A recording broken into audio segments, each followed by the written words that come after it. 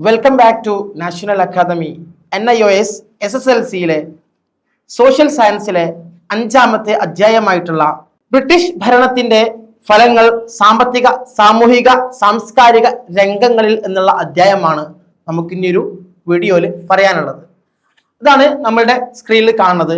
British ഭരണത്തിന്റെ ഫലങ്ങൾ സാമ്പത്തിക, സാമൂഹിക, സാംസ്കാരിക മേഖലകളിൽ അല്ലെ 1757 മുതൽ 1857 വരെയുള്ള കാലഘട്ടങ്ങളിൽ ഉണ്ടായ മാറ്റങ്ങളെ കുറിച്ചാണ്, സാമ്പത്തിക ഫലങ്ങളെ കുറിച്ചാണ് നമുക്ക് ഈ ഒരു അധ്യായത്തിൽ പറയാനുള്ളത്.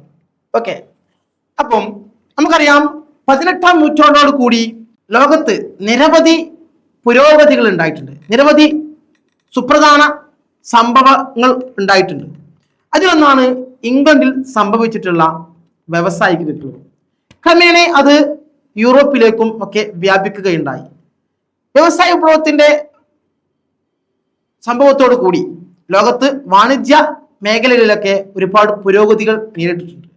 അപ്പം നമ്മുടെ ഈ ഒരു അധ്യായത്തില് നമുക്ക് ബ്രിട്ടീഷ് ഭരണത്തിന്റെ ഫലങ്ങള് സാമ്പത്തിക, സാമൂഹിക, സാംസ്കാരിക മേഖലകളിൽ ഈ ഒരു ഭാഗം ചർച്ച ചെയ്യുമ്പോൾ പ്രധാനമായിട്ടും വിദേശീയരുടെ ഇന്ത്യയിലേക്കുള്ള വരവിന്റെ കാരണങ്ങളെ കുറിച്ച് പറയേണ്ടതായിട്ടുണ്ട്.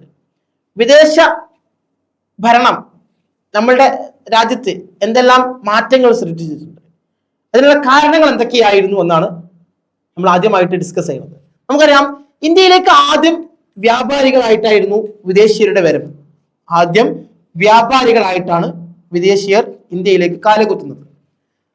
വ്യവസായ വിപ്ലവത്തിന്റെ ഫലമായി അവരുടെ ഫാക്ടറികളിലേക്ക് അസംസ്കൃത വസ്തുക്കൾ വൻതോതിൽ വേണ്ടി വന്നു അല്ലെ. അവരുടെ ഫാക്ടറികളിലേക്ക് നമ്മളുടെ സാധനങ്ങൾ കൊണ്ടുപോവുകയും പുറമെ അവർ നിർമ്മിക്കുന്ന സാധനങ്ങൾ വിറ്റഴിക്കുവാനുള്ള വിപണിയുടെയും ആവശ്യമുണ്ടായി അല്ലെ. അവർക്ക് എന്ത് വേണം, അവരുണ്ടാക്കുന്ന സാധനങ്ങൾ കൊടുന്ന് വിൽക്കാനുള്ള ഒരു ഇടവും കൂടിയായിരുന്നു നമ്മളുടെ ഇന്ത്യ എന്ന് പറയുന്നത്, നമ്മുടെ രാജ്യം. ഓക്കെ, ഇന്ത്യ ബ്രിട്ടന്റെ അത്തരം ആവശ്യങ്ങൾ പൂർത്തീകരിക്കുന്നതിനുള്ള ഒരു വേദിയായിട്ട് മാറി. ബ്രിട്ടന്റെ അത്തരം ആവശ്യങ്ങളൊക്കെ പൂർത്തീകരിക്കാനുള്ള ഒരു വേദിയായിട്ട് ഇന്ത്യ മാറി എന്നുള്ളതാണ്. അതുപോലെ തന്നെ 18ാം നൂറ്റാണ്ടോട് കൂടി ഇന്ത്യയിൽ അധികാരത്തിന് വേണ്ടിയുള്ള കലഹങ്ങളെയും മുഗൾ സാമ്രാജ്യത്തിന്റെ പതനത്തിന്റെയും കാലഘട്ടമായിരുന്നു.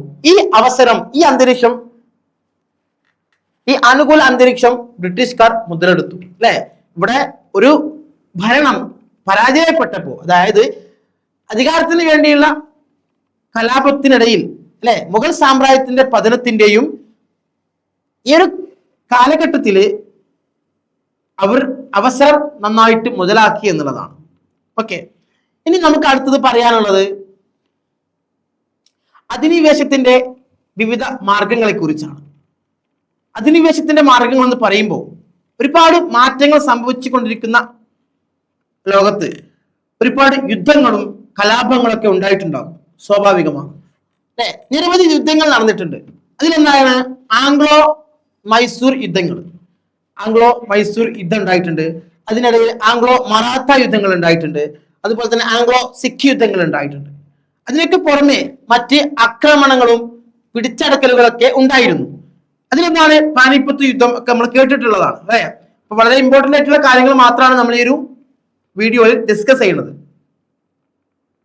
അതുപോലെ തന്നെ ഇതിന് ഇനി ഇപ്പൊ ഇത്രയും കാര്യങ്ങളൊക്കെ നമ്മൾ പഠിച്ചല്ലോ. ഇനി ഇമ്പോർട്ടന്റ് ആയിട്ടുള്ള ക്വസ്റ്റ്യൻസ് എന്തൊക്കെയാണെന്ന് നോക്കാം. ഇമ്പോർട്ടന്റ് ആയിട്ടുള്ള ക്വസ്റ്റ്യൻസുകൾ എന്തൊക്കെയാണെന്ന് നോക്കാം. ഒന്നാമത്തെ ക്വസ്റ്റ്യൻ എന്ന് പറയുന്നത്, ബ്രിട്ടീഷുകാർ ഇന്ത്യയിൽ വന്നതിന്റെ 2 കാരണങ്ങൾ എഴുതുക. ബ്രിട്ടീഷുകാർ ഇന്ത്യയിൽ വന്നതിന്റെ 2 കാരണങ്ങളെ കുറിച്ചാണ് നമുക്ക് എഴുതാനുള്ളത്.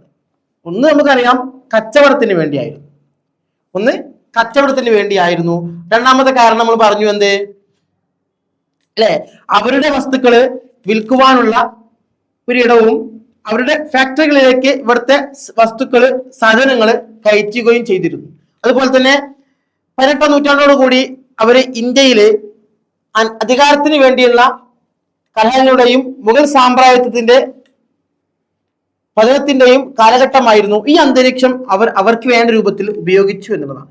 ഇതെല്ലാം തന്നെ ഇന്ത്യയിലേക്ക് വിദേശീയരുടെ കടന്നുവരവിന് ഹേതുവാക്കി മാറ്റി എന്നുള്ളതാണ്.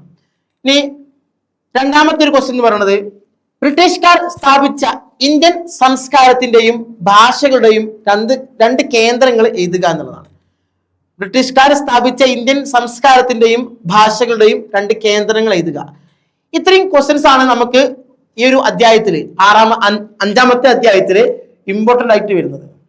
ഇതിലും കൂടുതൽ അറിയാനും പഠിക്കുവാനും താല്പര്യമുള്ള വിദ്യാർത്ഥികളാണ് നിങ്ങളെങ്കിൽ ഞങ്ങളുടെ നാഷണൽ അക്കാദമിയിൽ ജോയിൻ ചെയ്ത് അഡ്മിഷൻ ഉറപ്പുവരുത്തുക. നിങ്ങൾ നാഷണൽ അക്കാദമിയിൽ ജോയിൻ ചെയ്യുമ്പോൾ നിങ്ങൾക്ക് ദിവസേനയുള്ള ആപ്പിലൂടെയുള്ള ക്ലാസ്സുകളും അതിനൊക്കെ പുറമെ എക്സാം ഓറിയന്റഡ് ലൈവ് ക്ലാസ്സുകളും ഒക്കെ അവൈലബിൾ ആണ്. നിങ്ങൾക്ക് നമ്മൾ പ്രൊവൈഡ് ചെയ്യുന്നുണ്ട്. താല്പര്യമുള്ള വിദ്യാർത്ഥികൾ ഞങ്ങളുടെ നാഷണൽ അക്കാദമിയിൽ ജോയിൻ ചെയ്ത് അഡ്മിഷൻ ഉറപ്പുവരുത്തുക. Thank you to all.